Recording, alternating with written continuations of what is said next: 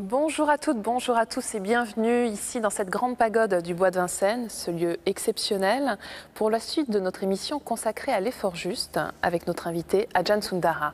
Nous avons pu voir la semaine dernière ce qu'était l'effort juste, sa définition, cette notion.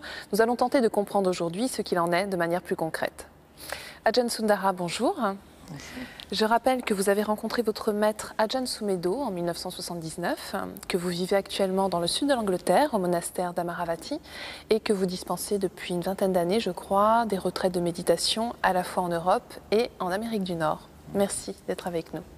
Alors, on a pu voir la semaine dernière que l'attention était une qualité essentielle pour mettre en place cet effort juste. Cela suppose un entraînement. Alors, concrètement, comment faire, Ajahn Sundara? Alors, l'attention, bon, c'est vraiment le but de la pratique de la méditation. Cette attention se développe par le travail méditatif. Il y a des techniques de méditation qui vous apprennent à rester très présent, à rappeler l'esprit, à revenir à l'instant présent, à connaître les pensées qui l'éloignent de l'instant présent, qui le font revenir dans le passé, l'entraînent dans le futur, etc. L'attention, c'est un regard intérieur qui peut aussi, ce regard peut voir les choses extérieurement, et c'est ce regard qui est présent, clair et apaisé, afin d'aller vraiment de comprendre plus profondément la nature de notre esprit et des phénomènes qui l'habitent, tels que les pensées, tels que les sentiments, tels que nos histoires personnelles, tels que nos peurs, alors donc cela suppose un entraînement à la fois sur le mental, mais aussi sur le physique, ce qui peut impliquer aussi une certaine discipline, Ajahn Sundara.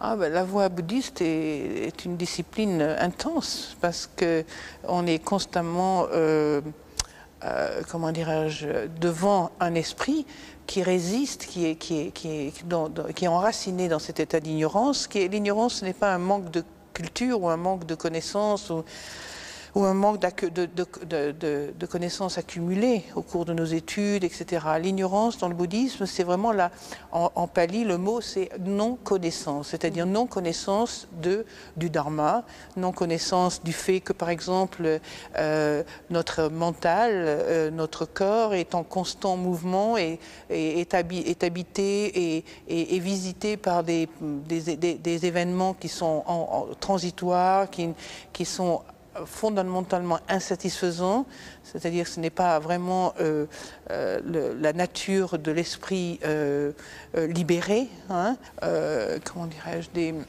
désirs qui vous entraînent dans le passé ou le futur et qui font plus de mal qu'autre chose parce qu'ils nous brouillent un petit peu la vue, ils nous rendent la vue vraiment moins claire.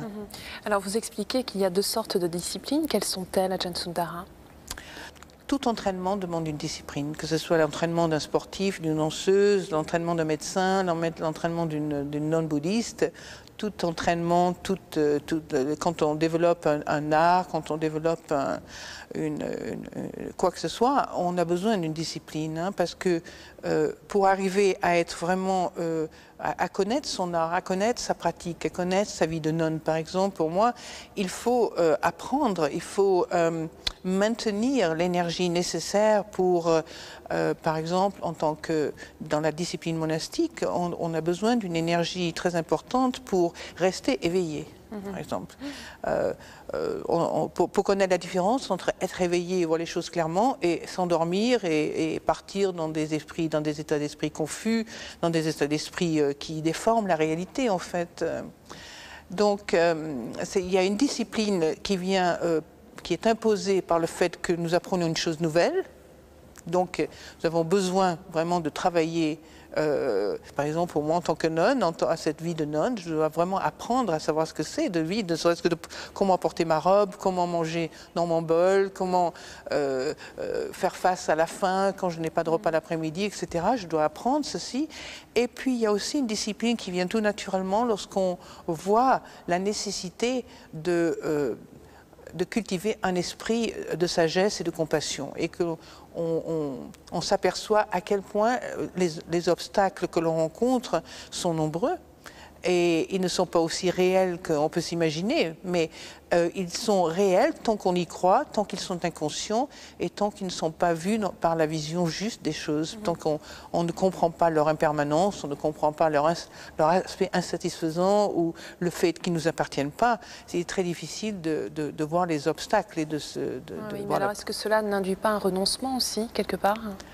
Ah ben, oui, absolument. Mais quand le Bouddha parle développer le bien, cultiver le bien, éviter de faire le mal et purifier le cœur, c'est vraiment c'est une voie de renoncement. C'est-à-dire, on renonce à quoi? On renonce à l'ignorance, on renonce à la colère, on renonce à la convoitise, on renonce... Évidemment, cet esprit de renoncement, les gens s'imaginent... En général, quand on parle de renoncement, ça fait trembler les gens parce qu'ils s'imaginent que ça doit être une vie absolument terrible de longs couloirs noirs où on n'a plus de plaisir, on n'a plus de joie, etc. Mais en fait, par la méditation, on ne fait que renoncer des choses qui, à un moment, nous n'en voulons plus. Quand on a vu, par exemple, qu'un état mental ou qu'une façon d'agir, une façon de se relationner à la vie est vraiment stupide et douloureuse, on n'a qu'une envie, c'est de lâcher. Et malheureusement, c'est là où la patience devient une qualité très importante, parce que même lorsqu'on a vu la souffrance d'une habitude, cette habitude ne disparaît pas du jour au lendemain. Cette habitude, elle demande peut-être pas mal de patience, qui est une qualité d'ailleurs dans le bouddhisme qui est considérée comme ultime. Par exemple, quelle attitude doit-on adopter face au surgissement d'un obstacle? Que nous dit-on pour l'effort juste? On sait comment arrêter son mental, c'est-à-dire que dès qu'on est attentif, dès qu'on est présent, il y a déjà un frein quelque part. On arrive déjà à ne plus être pris complètement, ne plus être prisonnier de cette pensée. Donc on revient dans l'instant présent. Moi, j'utilise beaucoup les pieds, c'est-à-dire vraiment rester avec le contact des pieds sur la terre. Je reviens à cette attention là-dessus et les obstacles, bon, il y a différentes façons de gérer un obstacle. Selon leur intensité, notamment. Voilà, exactement. Et si par exemple, l'obstacle, c'est, je ne sais pas, moi, c'est la paresse, ou bien c'est la torpeur mentale, ou la colère, bon, mais ces états mentaux, dès qu'on les observe, on peut déjà faire un travail énergétique qui leur permet de disparaître petit à petit. Mais c'est très important dans la méditation de ne pas avoir un programme qui dit dans 5 minutes ça doit disparaître. Les choses resteront d'autant plus longtemps qu'on est impatient en quelque sorte. Donc là, cette qualité de patience, c'est une qualité qui permet à notre esprit d'être présent avec les choses qui sont pénibles, qui sont difficiles, des habitudes négatives. Et au bout d'un certain temps, il y a un moment où le moment est mûr pour que cette habitude disparaisse ou en tout cas diminue à un point où petit à petit elle arrivera éventuellement à être lâchée complètement. Quoi. Et alors, comment est-ce que l'on peut faire également pour faire face à des pensées négatives, ce qui est un aspect justement de cet effort juste? Alors évidemment, le plus gros obstacle pour nous, surtout en Occident, nos pensées négatives, une fois qu'on est devenu bouddhiste, très souvent on devient extrêmement critique, extrêmement rigide par rapport à nous-mêmes, sans comprendre que nos pensées négatives, ça fait partie de ces habitudes qui ne sont pas particulièrement... qui peuvent être, évidemment, si ces pensées négatives font partie d'un aspect de discernement de notre esprit, c'est-à-dire on critique, etc., par le fait qu'on a une capacité de discerner le bon et le mauvais, etc. Mais si ce discernement est encore vraiment pris dans nos désirs, j'aime, je n'aime pas, de nos préférences, etc., il n'est pas encore purifié au point de voir les choses clairement. Donc en fait, je crois qu'il y a différentes étapes, justement pour faire face à ces pensées négatives, qui pourraient être ne pas y penser.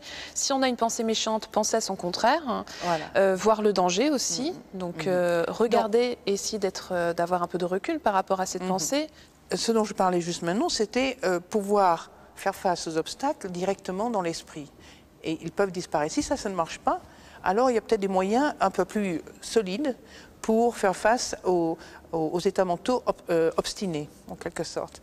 Donc, si par exemple vous avez l'habitude de vous mettre très en colère avec une personne, bon, peut-être l'attention, ça ne marche pas parce que l'habitude est tellement forte, l'impulsion est tellement automatique et inconsciente que le Bouddha nous donne quelques moyens pour faire face à des pensées néfastes, ce qu'on appelle des pensées négatives ou des pensées malsaines.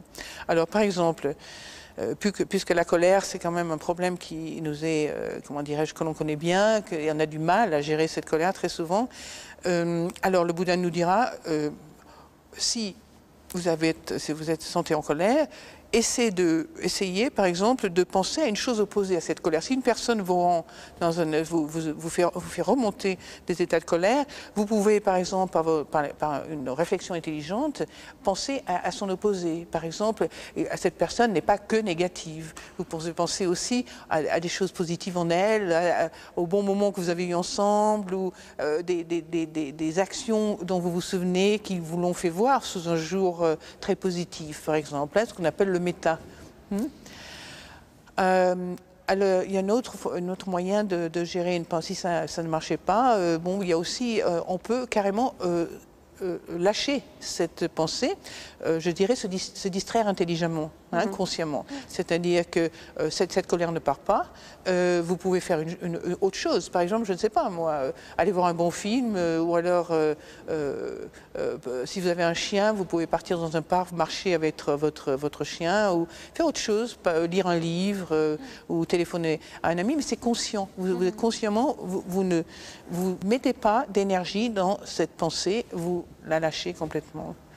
Alors, Ajahn Sundara, pour terminer cette émission, est-ce que vous pourriez nous dire ce que cet effort implique pour vous dans votre vie monastique et particulièrement dans votre tradition? Eh bien, dans la vie monastique, c'est pouvoir se lever quand on n'en a pas envie, par exemple, le matin à 4h du matin ou 4h30 du matin, quand on doit aller à la puja. Ça peut être, je ne sais pas moi, quand on vit dans une communauté, il y a un état mental qui vient assez régulièrement, c'est qu'on a envie peut-être d'être seul, de ne pas être avec des gens. Et de pouvoir, quand on fait partie d'un groupe, c'est important quand même de respecter l'emploi du temps quotidien. Et on voit très bien à quel point l'ego a tendance à vouloir faire son propre emploi du temps. Donc l'effort, par exemple, de participer à l'activité d'un groupe, à l'activité ne serait-ce que les repas, ou bien ça peut être l'effort, le même effort que l'on voit dans la vie quotidienne de tous les jours et de tous les gens, c'est apprendre à comment dirais-je, à gérer ces états d'impatience, à essayer de progresser dans sa capacité d'être bienveillant et d'accepter les autres tels qu'ils sont, de pouvoir aussi si on a une pratique de méditation, ce que l'on a tous dans la vie de monastique est vraiment fondée sur cet aspect de pratique méditative, de pouvoir faire l'effort de se poser quelque temps dans une pratique formelle, par exemple. Ça peut être aussi l'effort d'apprendre à moins dormir, de voir un petit peu si on dort parce qu'on en a besoin, ou bien on dort parce qu'on a simplement l'habitude de dormir, ou ça peut être peut-être moins parler, d'avoir des temps de silence, etc. De faire des choses dont on se rend compte, on a peut-être un peu de travail, sur lequel on a du travail à faire. Merci beaucoup, Ajahn Sundara, de nous avoir accompagnés durant ces 2 émissions. Et si vous souhaitez aller plus loin, voici quelques ouvrages que nous vous conseillons. Tout d'abord, un livre passionnant sur lequel nous sommes largement basés d'ailleurs pour préparer cette émission, Les 8 marches vers le bonheur de Bhante Nepola Gunaratana, préfacé par Arnaud Desjardins chez Albin Michel. Et 2 livres publiés dans la collection Point Sagesse aux éditions du Seuil. Tout d'abord, L'enseignement du Bouddha d'après les textes les plus anciens, un exposé accessible à tous des principes fondamentaux de la doctrine bouddhique tels qu'on les trouve dans le corpus canonique bouddhique, ainsi que Les Entretiens du Bouddha de Mohan Vijayaratna, la traduction intégrale des 21 textes du canon bouddhique, pour mieux comprendre la doctrine et l'enseignement du Bouddha. Vous pouvez revoir cette émission pendant toute une semaine sur le site de France 2 en consultant plus.fr, rubrique France 2. Je vous souhaite une très belle fin de journée. À dimanche prochain.